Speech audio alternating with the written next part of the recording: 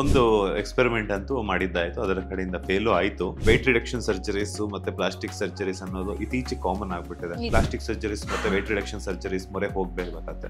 So ಇದು ಮಾಡಿಸ್ಕೊಳ್ಳೋದು ನಿಮ್ಮ ಪ್ರಕಾರ ಒಳ್ಳೇದಾ ಕೆಟ್ಟದ್ದಾ?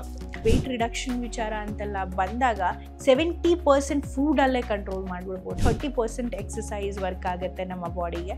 ನಮ್ದು ಒಂದಷ್ಟು ಡಿಸಿಷನ್ಸ್ ಒಳ್ಳೆ ರೀತಿನೇ ಮಾಡಬೇಕು ಅಂತ ಪ್ರಯತ್ನ ಪಟ್ಟಿರ್ತೀವಿ. ಅದು ಹಾಳಾದಾಗ ದಯವಿಟ್ಟು ಒಬ್ಬರ ಕಾನ್ಫಿಡೆನ್ಸ್ನ ಮೇನ್ ಆಗಿ ನಾವು ಹೆಣ್ಮಕ್ಳು ಇಂಡಸ್ಟ್ರಿನಲ್ಲಿ ತುಂಬಾನೇ ಅನುಭವಿಸ್ತಾ ಇರ್ತೀವಿ. ನಮ್ಮದೇ ಆದಂಥ ರೀತಿನಲ್ಲಿ ಚಾಲೆಂಜಸ್ನ ಅನುಭವಿಸ್ತಾ ಇರ್ತೀವಿ. ಯಾರಾದ್ರೂ ಕುಗ್ಗಿದಾಗ ಎತ್ತೋ ಕೆಲಸನ ಮಾಡಿ ಇನ್ನ ಕುಗ್ಗಿಸಿ ನೆಲಕ್ಕೆ ಸಮ ಮಾಡಿಬಿಟ್ಟು ಊಟಾಕ್ಬೇಡಿ. ನಾವು ಬಹುಶಃ ಒಂದೇ ಒಂದು ವಿಚಾರ ಕಲಿಕ್ ಹೋಗಿರ್ತೀವಿ, ಅವ್ರು ನಿಮ್ಮ ತಲೆ ತುಂಬಿಸಿ ಮೇಡಮ್ ಇದು ಇದೆ, ಇದು ಮಾಡಿಸ್ಕೊಳ್ಳಿ, ಮೇಡಮ್ ಇದಿದೆ, ನೆಕ್ಸ್ಟ್ ಇದು ಮಾಡಿಸ್ಕೊಳ್ಳಿ, ಟ್ರಸ್ಟ್ ಮೀ ಬೆಸ್ಟ್ ರಿಸಲ್ಟ್ ಸಿಗುತ್ತೆ ಅಂತ ಮ್ಯಾನ್ಯುಪುಲೇಟ್ ಮಾಡೇ ಮಾಡ್ತಾರೆ.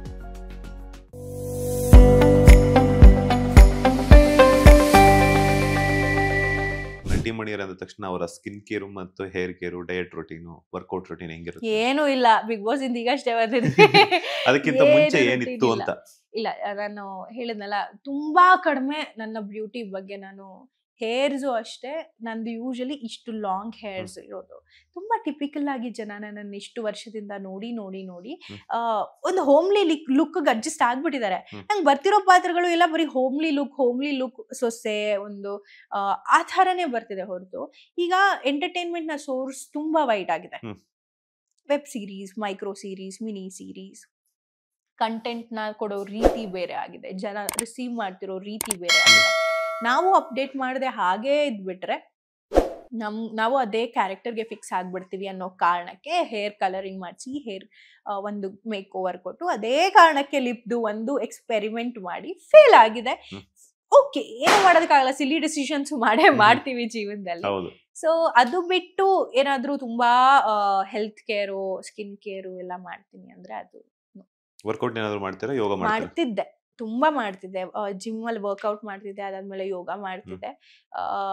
ಬಟ್ ಯೋಗ ಅನ್ಫಾರ್ಚುನೇಟ್ಲಿ ನಾನು ಕ್ಲಾಸಿಗೆ ಹೋಗೋದು ಬಿಟ್ಟಿದ್ರಿಂದ ಒಬ್ಳೆ ಡಿಸ್ಕಂಟಿನ್ಯೂ ಆಯ್ತು.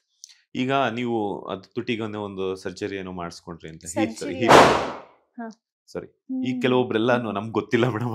ಅಲ್ಲ, ಅದೇನ್ ಗೊತ್ತಾ, ಮೆನ್ಷನ್ ಮಾಡೋದ್ ಸರಿಗ್ ಮೆನ್ಷನ್ ಮಾಡಿಲ್ಲ ಅಂದ್ರೆ ನಾಳೆ ನಿಮಗೆ ಗೊತ್ತಾ ಮುದ್ದು ಲಕ್ಷ್ಮಿಯ ತುಟಿಗೆ ಏನಾಗಿದೆ? ಸರ್ಜರಿ ಮಾಡಿಸಿಕೊಂಡ ನಟಿ ಮುದ್ದು ಲಕ್ಷ್ಮಿಯ ತುಟಿ ಪ್ಲಾಸ್ಟಿಕ್ ನಿಂದ ತುಂಬಿದೆ ಅಂತೆಲ್ಲ ಟೈಟಲ್ ಬರೋದು. ನಾನೇ ಹೇಳ್ತೀನಿ, ಇಲ್ಲ ಗುರುವೆ ಅದು ಸರ್ಜರಿ ಅಲ್ಲ, ಇಲ್ಲ ಗುರುವೆ ಅದು ಪ್ಲಾಸ್ಟಿಕ್ ಅಲ್ಲ, ಇಟ್ಸ್ ಜಸ್ಟ್ ಒಂದು ಫ್ಲೂಯಿಡ್ ಹಾಕಿರ್ತಾರೆ ಹೊರಗಡೆಯಿಂದ. ನಾವು ಲಿಪ್ ಪ್ಲಂಪಿಗೆ ಲಿಕ್ವಿಡ್ ಬಳಸ್ತೀವಿ ಅಲ್ವಾ ಶೈನ್ ಆಗೋದಕ್ಕೆ, ಆ ತರ ಒಂದು ಫ್ಲೂಯಿಡ್ ನ ಹ್ಯಾಲ್ಯೂರಾನಿಕ್ ಆಸಿಡ್ ಅನ್ನೋ ಒಂದು ಫ್ಲೂಯಿಡ್ ನ ಒಳಗೆ ಹಾಕಿರ್ತಾರೆ.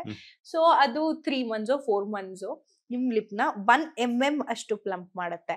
ನಾ ಹೇಳ್ದ ಹಾಗೆ ಅದು ಅನ್ಈವನ್ ಆಗಿ ಎಕ್ಸ್ಪೆಕ್ಟ್ ಮಾಡೋದಕ್ಕಿಂತ 3ರಷ್ಟು ಸ್ವೆಲ್ ಆಯ್ತು.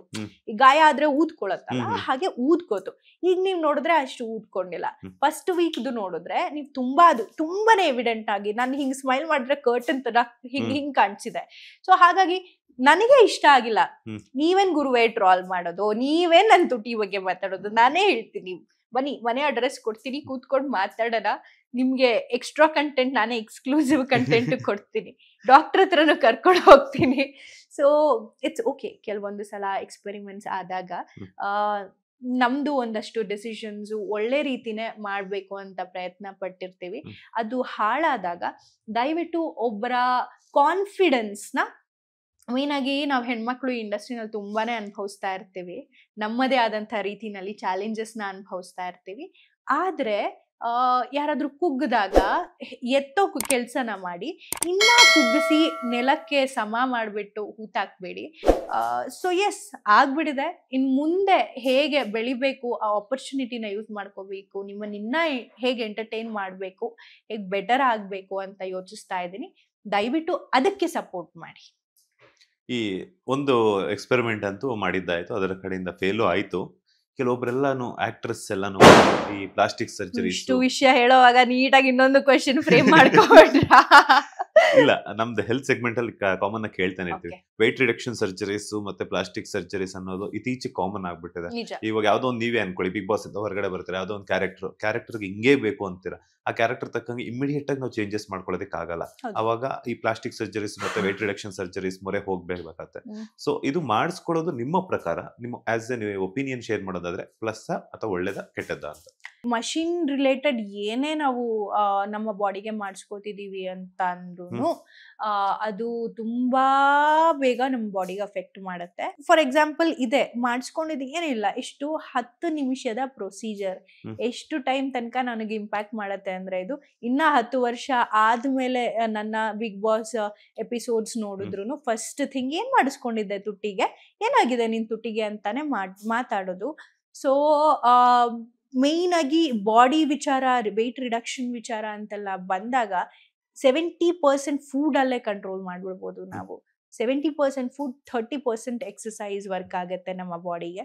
ಸೊ ಹಾಗಾಗಿ ನಾವು ಬರೀ ನಮ್ಮ ಫುಡ್ ವಿಚಾರದಲ್ಲಿ ಸ್ವಲ್ಪ ಕಾನ್ಶಿಯಸ್ ಆಗಿ ಡಿಸಿಷನ್ಸ್ ತಗೊಂಡ್ಬಿಟ್ರೆ, ಆರೋಗ್ಯಕರವಾಗಿ ತಿಂದ್ಬಿಟ್ರೆ ನಾವ್ ಇಷ್ಟೊಂದೆಲ್ಲ ಎಕ್ಸ್ಪೆರಿಮೆಂಟ್ ಮಾಡೋದೇ ಬೇಕಾಗಿಲ್ಲ. ಮೋರ್ ದನ್ ದಟ್ ಅದು ಅಭ್ಯಾಸ ಆಗ್ಬಿಟ್ರೆ ಇನ್ನೊಂದೇನಾಗತ್ತೆ ಗೊತ್ತಾ, ಅಲ್ಲೆಲ್ಲ ಹೋದಾಗ ನಾವು ಬಹುಶಃ ಒಂದೇ ಒಂದು ವಿಚಾರಕ್ಕೆ ಅಲ್ಲಿಗೆ ಹೋಗಿರ್ತೀವಿ. ಅವ್ರು ನಿಮ್ ತಲೆ ತುಂಬಿಸಿ ಮೇಡಮ್ ಇದು ಇದೆ, ಇದು ಮಾಡಿಸ್ಕೊಳ್ಳಿ, ಮೇಡಮ್ ಇದಿದೆ, ನೆಕ್ಸ್ಟ್ ಇದ್ ಮಾಡಿಸ್ಕೊಳ್ಳಿ, ಟ್ರಸ್ಟ್ ಮೀ ಬೆಸ್ಟ್ ರಿಸಲ್ಟ್ ಸಿಗುತ್ತೆ ಅಂತ ಮ್ಯಾನ್ಯುಪುಲೇಟ್ ಮಾಡ್ತಾರೆ. ಅದು ಅವರ ಬಿಸ್ನೆಸ್ ಟ್ಯಾಕ್ಟಿಕ್ಸ್. ಸೊ ಆ ತರ ನೀವು ಒಂದು ಶುರು ಮಾಡಿದ್ರೆ ನಾನ್ ಸ್ಟಾಪ್ ಹೋಗ್ತಾನೆ ಇರ್ಬೇಕಾಗತ್ತೆ. ಶುರುನೇ ಮಾಡೋದು ಬೇಡಿ. ಇಷ್ಟು ವರ್ಷ ನಾನು ಅದಕ್ಕೆ ಏನು ಅಷ್ಟು ವಿಚಾರಗಳ ಬಗ್ಗೆ ಅಥವಾ ಏನೇ ಇದ್ರು ನಾನು ಓಕೆ ನಾನು ಇರೋದೇ ಹಿಂಗೆ ಗುರು, ಅವಕಾಶ ಕೊಡ್ತೀರಾ ಕೊಡಿ ಅಂತಾನೆ ಇರ್ತಿದ್ದೆ.